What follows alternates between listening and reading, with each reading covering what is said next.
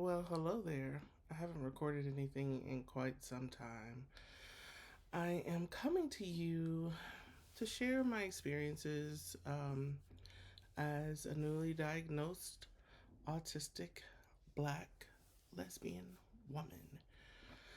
That was a mouthful. Um, this is something that I never dreamed in a million years would apply to me, and I'm learning.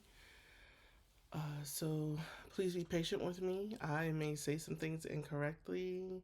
Um, I've been reading books, doing deep dives, talking to my therapist, and I am in several different autistic groups online, in a few different in a Discord community.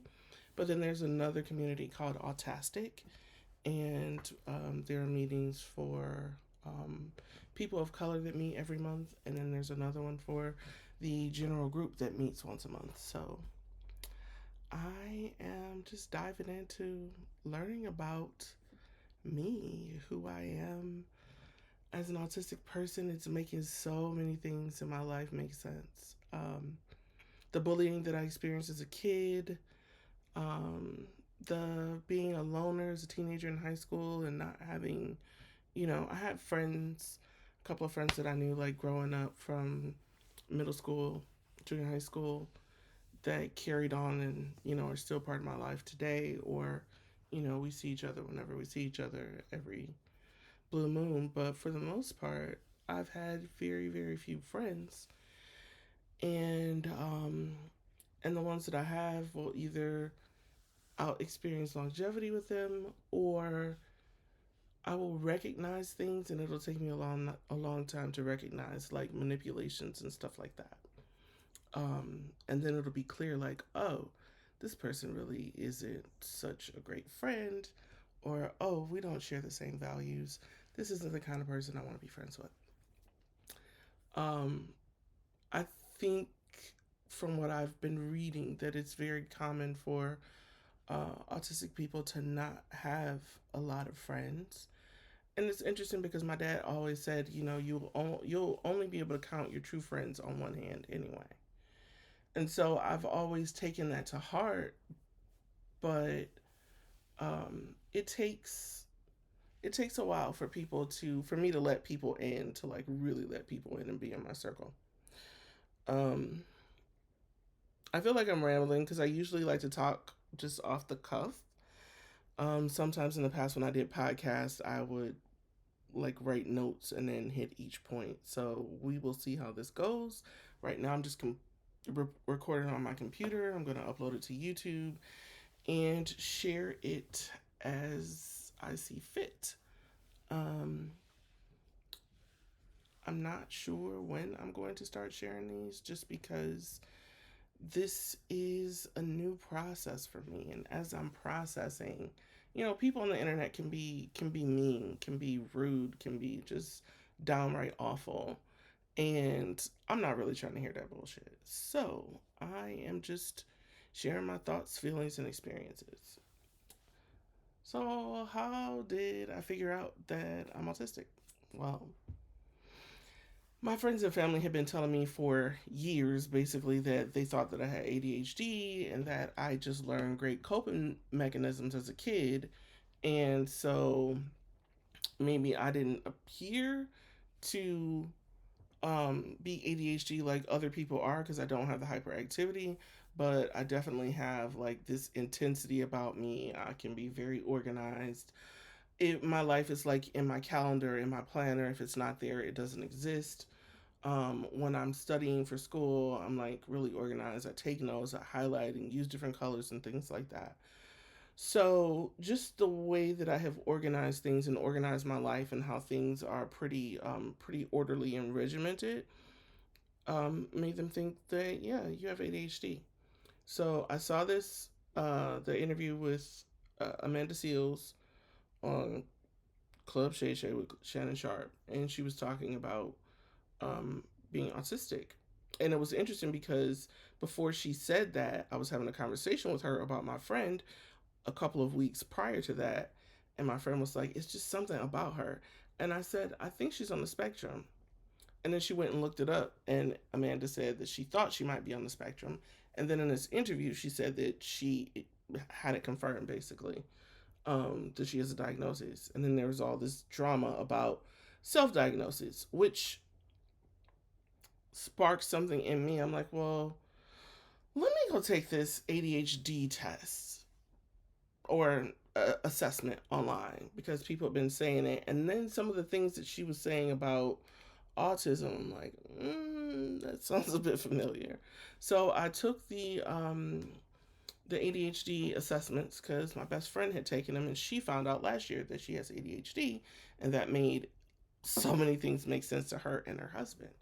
So I took it, and it's like, yeah, no, you don't have ADHD. So then, of course, I took multiple just to, be sure. And all of them were like, yeah, no, you don't have ADHD. So then I'm like, well, let me take the autism spectrum assessments.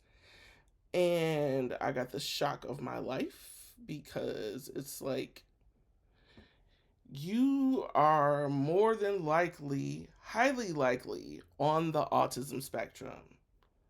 I was like, oh, wow, okay. Didn't expect that.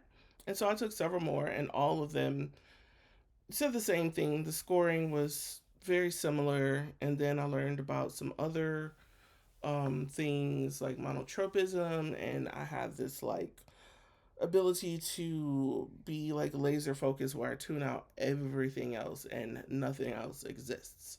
And I might be so focused on whatever that project is or whatever rabbit hole I've been diving down, so much so that I can sit in the same spot for like 6, 7, 8 hours, not eat, not drink, don't pee, nothing, just focused. And then I learned that, that's something that is very common for autistic people. So I started learning by, I heard about this thing called Autism. So I went to TikTok. I have an account where I'm just a lurker. I just posted one video recently, but it was not even my face. So I went to TikTok, looked up autism, and found a bunch of black women. The majority of those black women are a lot younger than I am. I know I look young for my age, but I'm 46 years old. And the experiences of a 46-year-old and a 22-year-old are not necessarily going to be the same. So I was looking for, for people who were closer to my age who had these experiences. Because some of the things that they were talking about, I didn't find relatable, but many other things I did. It was interesting because there was conversation like, "Oh, you're too pretty to be autistic" and things like that, and that's just a weird conversation to have. Um, and so, yeah, I went looking for other resources, and most of the content creators that I ended up finding that was more long format were on YouTube, and those YouTubers are white. And I don't always have the same experiences as a white person because I show up in the world very differently.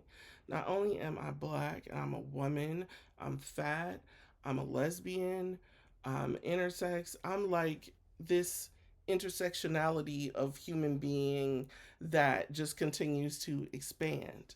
So I ended up doing watching a lot of videos. The content creators are white, but there's a lot of helpful information there. And so this one content creator, I think his name is Autistic as Fuck or Autistic AF. He had this mind map, and that just fascinated me. And so I ended up going on his Patreon so I could get more information about the mind map.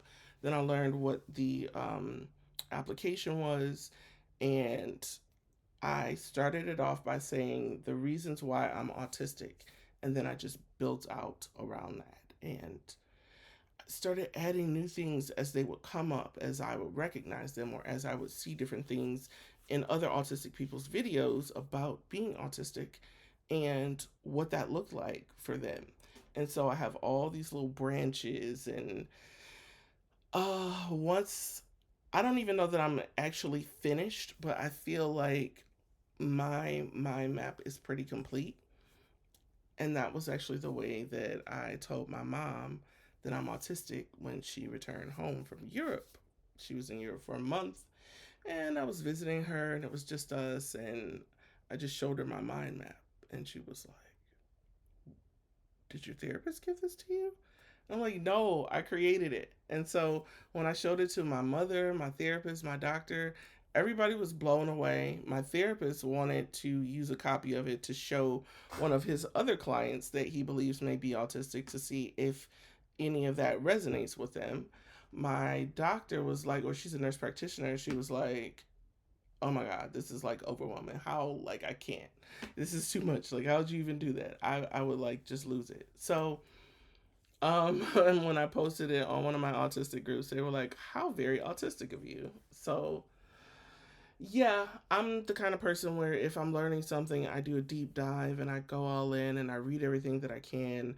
I've already finished one book about autism. I have another one that my autistic book club is going to be starting next month, and I will be one of the people in the book club kind of like getting the discussion going, and I'm very good at getting discussions going because when I was in junior high school, I was voted the class discusser. They made up a weird title for me because, yeah, that's me.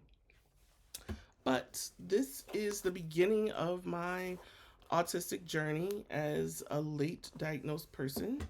I learned a lot about that through visiting like the NIH's website and other autistic websites that basically all of the autistic research is based on uh, little white boys who are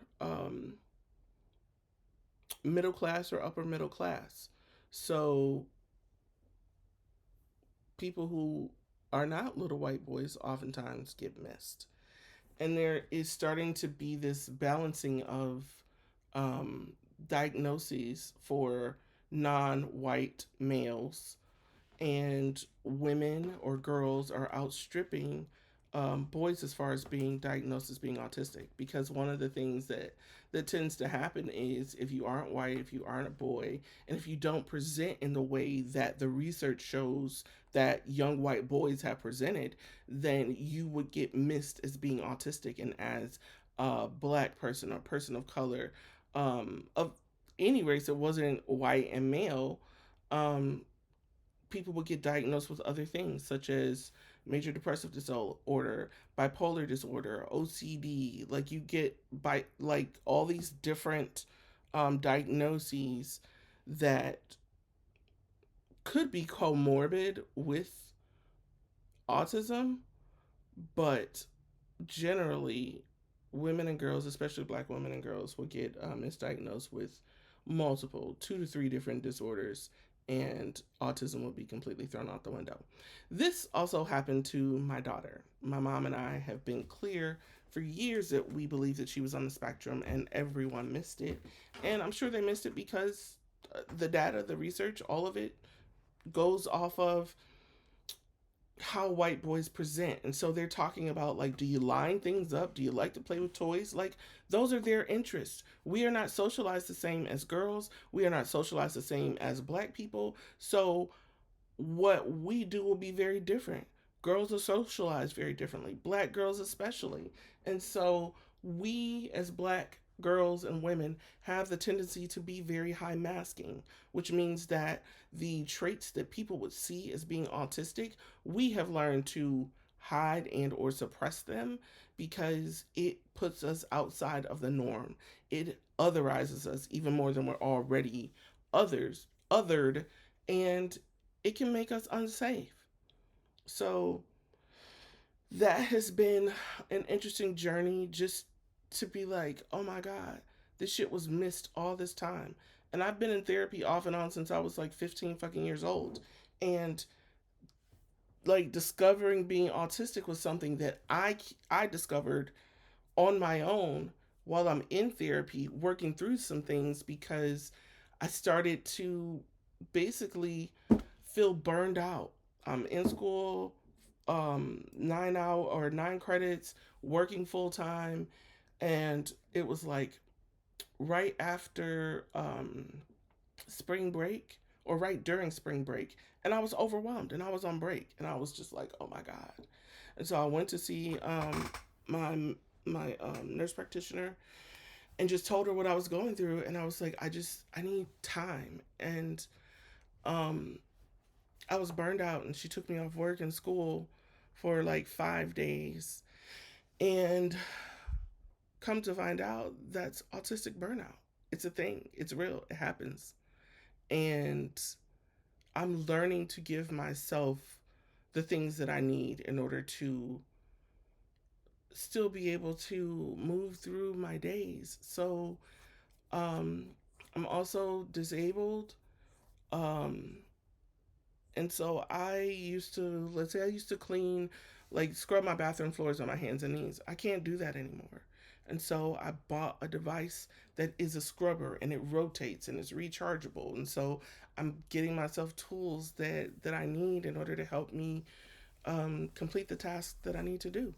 I'm moving in a few weeks, and I will be finishing up my research because I'm a research fellow at the University of Michigan this summer. Woohoo! I am a scholar, thank you very much, at 46 years old, going back to school just for my associates right now, but I plan to transfer to the University of Michigan. And presently, my grades are good enough for it. Um, but I plan to move, and I'm like, why am I putting all this pressure on myself? I can just pay a mover.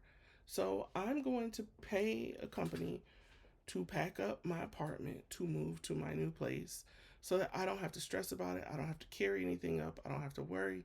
They will pack and unpack, and I can just breathe because I want to break in between my research and starting school again. I want to spend that time actually reading. I borrowed like 10 books from the library while I'm here in Ann Arbor, and I read one and I'm working on another.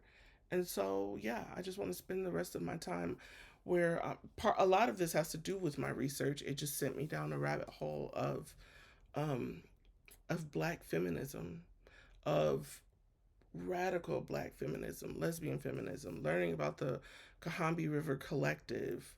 Um, yeah, there's just so much. So I am giving myself the tools that I need to not be burned out because I have a lot of things that I want to accomplish and I don't have to do everything myself. If cooking is overwhelming to me, guess what?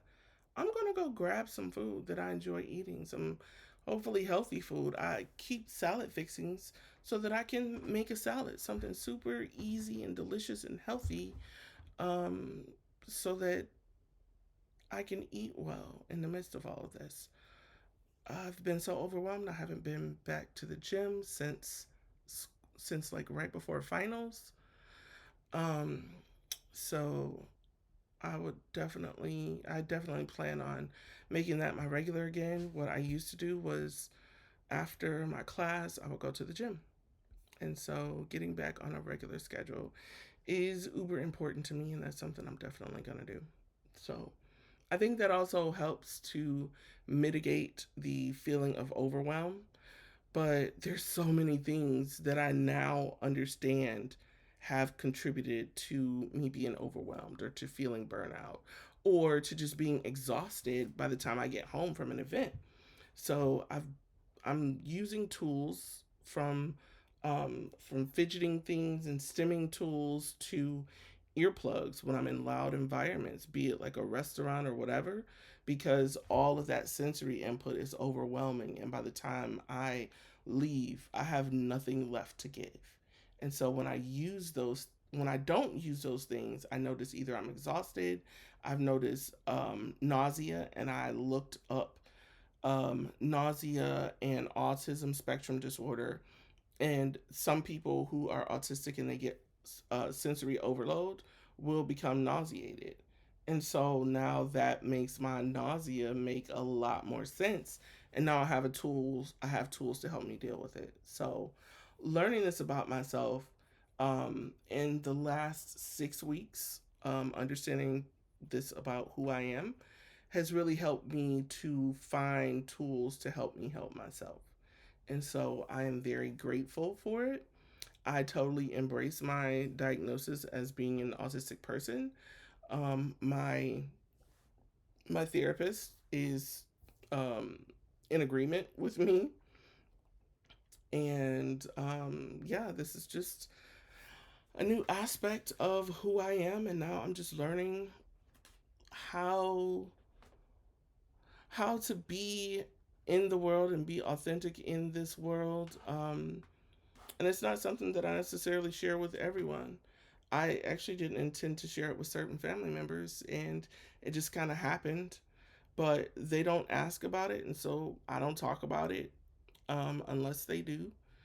And yeah, I have my autistic community, and I ask questions, and I learn from them, and read, and just getting to know you, getting to know all about you, getting to like me, and I know that I like me.